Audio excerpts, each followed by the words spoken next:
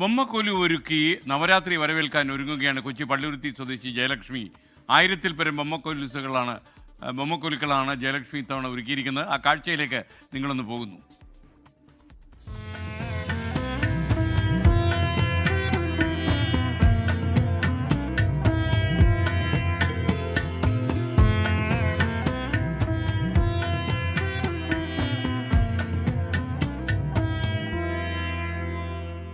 നവരാത്രി ആഘോഷങ്ങൾക്ക് നാടൊരുങ്ങുമ്പോൾ ഒരു വീട് നിറയെ ബൊമ്മക്കൊലുകൾ നിറയുകയാണ്.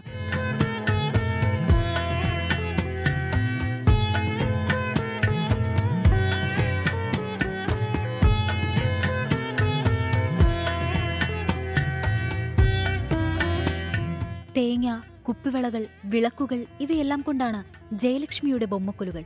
രാമായണം, മഹാഭാരതം, വേദങ്ങൾ, ഉപനിഷത്തുകൾ തുടങ്ങിയവയിലെ കഥാപാത്രങ്ങളാണ് മുഴുവനും.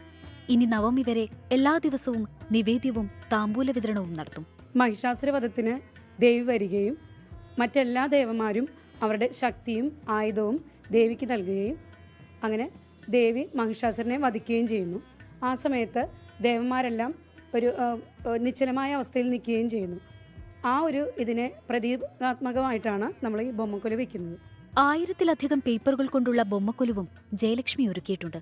കഴിഞ്ഞ 17 വർഷമായി ജയലക്ഷ്മിയും കുടുംബവും ബൊമ്മക്കൊലു ഒരുക്കുന്നുണ്ട്.